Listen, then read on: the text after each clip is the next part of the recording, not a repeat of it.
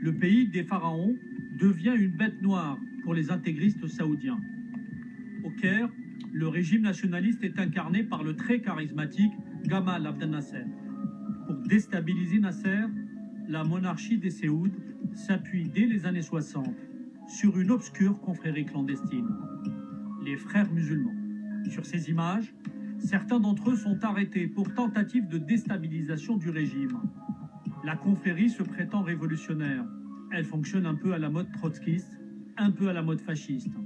Ses techniques, l'emprise, le double discours, la dissimulation.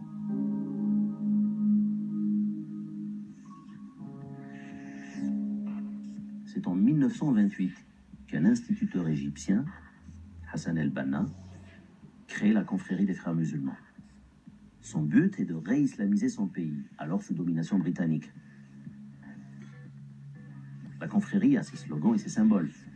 Elle crée un écusson où on peut voir deux épées croisées. Après l'indépendance de l'Égypte, les Frères musulmans ont tout fait pour essayer de prendre le pouvoir et d'instaurer leur doctrine. C'est une relation, comment dire, fusionnelle avec le wahhabisme saoudien.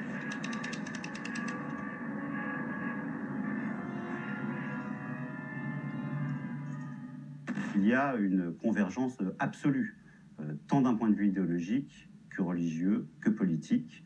Les Frères musulmans qui étaient à l'époque la seule organisation islamique transnationale bien organisée, qui se sont répandus dans l'ensemble du monde musulman, en particulier dans les communautés émigrées en Europe, pour distiller le message salafiste.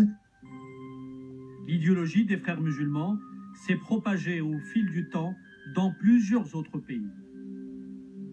L'organisation est bien plus qu'une confrérie intégriste.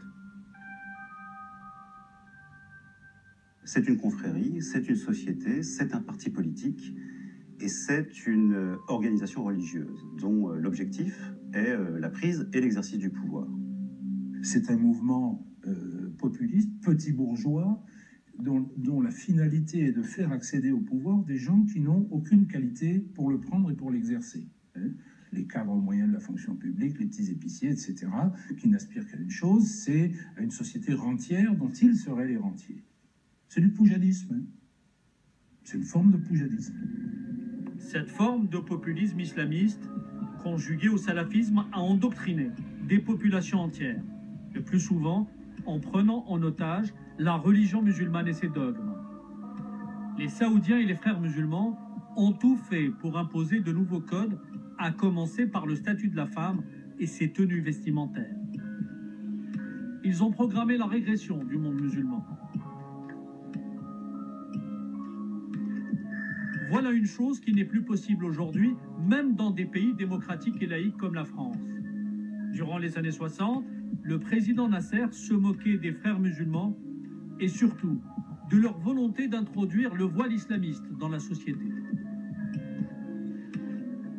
وقابلت المرشد العام للإخوان المسلمين وقعد وطلب مطالب.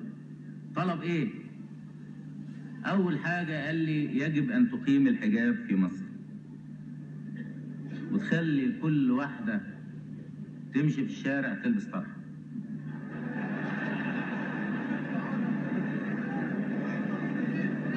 كل واحدة تمشي.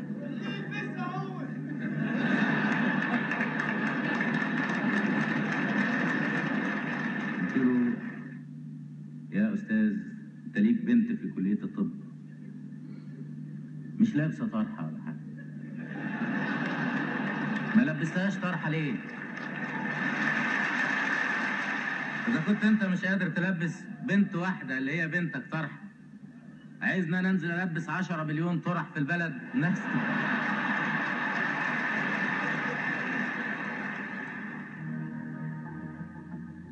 Les membres de cette confrérie, à l'image de leur fondateur Hassan el-Banna, se sont toujours fait passer pour de simples croyants. Leurs leaders réussissent parfois à tromper des responsables politiques, des intellectuels et des médias occidentaux en prenant l'allure de religieux rigoristes inoffensifs. Alors derrière cette image de bigots ordinaires, sont-ils vraiment des modérés? Rejettent-ils le djihadisme par exemple? Dans cette nébuleuse, le secret et la dissimulation sont des maîtres mots. Les codes prennent tout leur sens. Observons attentivement leur emblème. En haut, en rouge, un livre qui symbolise le Coran, ce qui montre cette volonté de s'approprier la religion. Orné de 2 sabres, l'écusson des frères musulmans fait apparaître un attrait évident pour la violence. Toujours cette volonté de croiser le fer. Mais le plus parlant, ce mot en arabe, wa'a'iddu, littéralement est préparé. Il s'agit du premier mot d'un verset coranique qui incite au terrorisme, d'après l'interprétation des groupes djihadistes.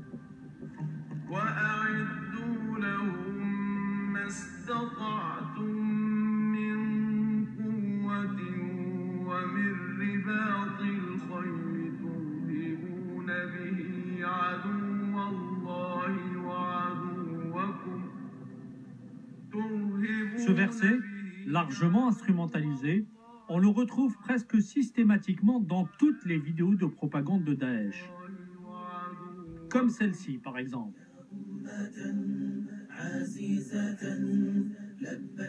Ou encore dans cette autre vidéo de même type. Cette filiation idéologique entre les frères musulmans et les groupes djihadistes ne s'arrête pas là. Elle est illustrée aussi par Dar al-Islam, le magazine francophone de Daesh. 6 semaines avant les attentats du 13 novembre, le magazine publie un article sur les armes dont le titre reprend les mêmes codes idéologiques. Et préparez pour lutter contre eux tout ce que vous pouvez comme force. Pour connaître le vrai visage des frères musulmans, il faut lire aussi la devise de l'organisation que l'on retrouve autour de leur emblème. Elle résume parfaitement leur orientation idéologique telle que définie par leur fondateur Hassan al-Banna. الله غايتنا والرسول زعيمنا والقرآن دستورنا والجهاد سبيلنا والموت في سبيل الله أسمى أمانينا.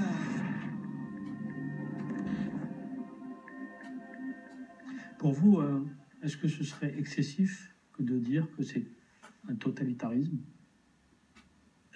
Un totalitarisme? C'est un totalitarisme. Pour vous, c'est un totalitarisme? L'association des frères musulmans est un mouvement populiste et totalitaire. C'est une pensée totalitaire dans la mesure où on place comme but suprême la conversion de toute l'humanité à l'islam, qu'on se donne les moyens par l'action violente et on justifie l'action violente. Le mouvement islamiste est traversé par plusieurs courants qui ont façonné la matrice idéologique de Daesh.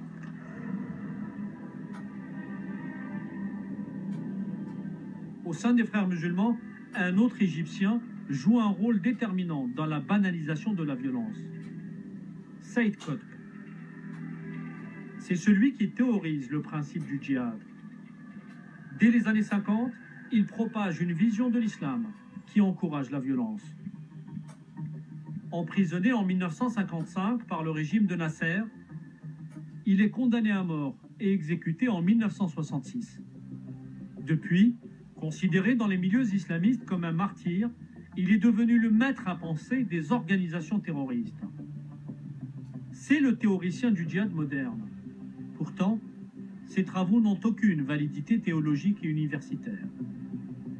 C'est de la théorie de bas étage, c'est pas de la théorie de savants musulmans, c'est pas de la théorie de grands docteurs formés. Cette pensée binaire, héritage de Saïd Qutb, est reprise aujourd'hui au mot près par Daesh. Par exemple, Jalons sur la route de l'islam, l'un des principaux ouvrages de Saïd Qutb, précise: la guerre doit être déclarée contre les chrétiens et les juifs qui déclarent leur hostilité jusqu'à ce qu'ils acceptent de payer la dîme ou d'accepter l'islam comme religion. En 2015, Daesh écrivait quasiment la même chose dans sa publication francophone Dar al-Islam. Le message est clair: convertissez-vous ou périssez.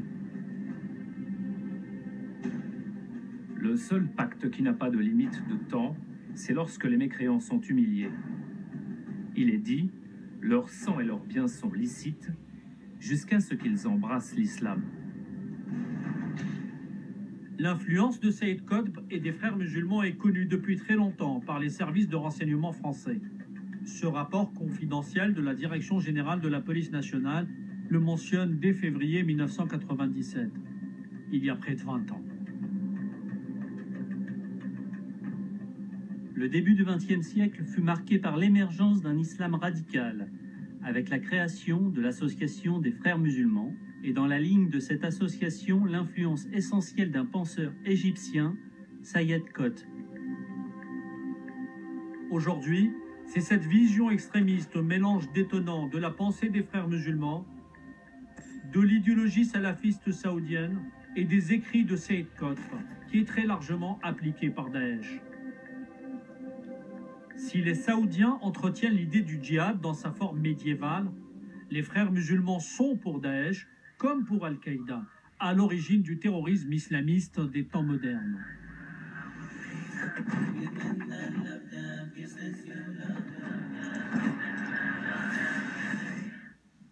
Al-Qaïda est une création des frères musulmans, à tous les niveaux. Déjà par les hommes, tous les fondateurs ou les grands penseurs, les théologiens, même les opérationnels, sont pour la plupart des frères musulmans, d'ailleurs égyptiens. Les autorités politiques occidentales n'ont pas su voir cette filiation entre, d'un côté, frères musulmans ou salafistes saoudiens, et d'un autre, Al-Qaïda et Daesh. On a laissé grossir Al-Qaïda, on laisse grossir l'État islamique, et puis après on dit « Oh là là là là, c'est dangereux, ça devient dangereux ». Depuis longtemps, ceux qui se laissent endoctriner par cette pensée extrémiste sont aussi des Européens convertis. Séduits par cette idéologie totalitaire, ils s'approprient à leur tour le prêt-à-penser des islamistes. Et on est obligé aussi d'œuvrer pour restaurer un khilafat et afin que la parole d'Allah soit la plus élevée, Inch'Allah. Et ceux qui n'œuvrent pas pour ça, ils sont malheureusement dans le péché. Ils sont dans le péché. Après plusieurs années de déni ou de méconnaissance, plusieurs hommes politiques français, de droite comme de gauche, commencent à reconnaître la dangerosité de l'idéologie et constatent que le terrorisme islamiste veut imposer sa vision du monde. C'est un projet de société parce qu'il consiste à imposer à l'État, c'est-à-dire à un pays, à une nation, des lois religieuses qui seraient plus importantes que les lois de la République. Il faut combattre l'islam politique, cette idéologie notamment des frères musulmans.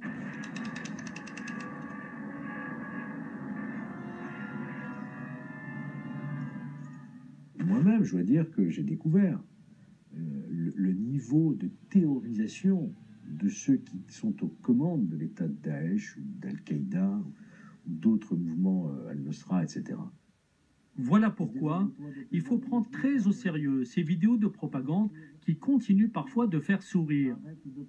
On y voit des personnes apparemment immatures et déstructurées. Ces images cachent en réalité leur détermination sans faille à soumettre le monde à leur diktat. La terre de la vie. Notre ennemi, c'est le salafisme de combat, le salafo-fascisme, le salafo-totalitarisme.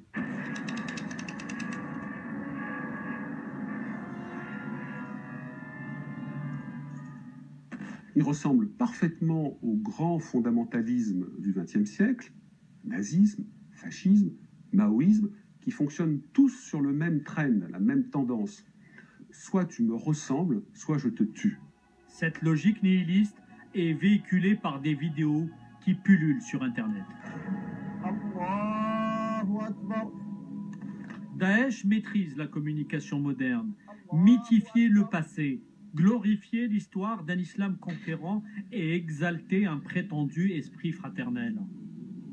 C'est la vitrine officielle de ce groupe terroriste à l'histoire bien sinueuse. Pour comprendre l'origine de Daesh, il faut remonter à la guerre américaine en Irak en 2003. Le véritable père fondateur de ce groupe terroriste est un Jordanien, connu sous le nom d'Abu Mus'ab al-Zarqawi. Il crée d'abord le groupe Tawhid wal Jihad. Très vite, il fait allégeance à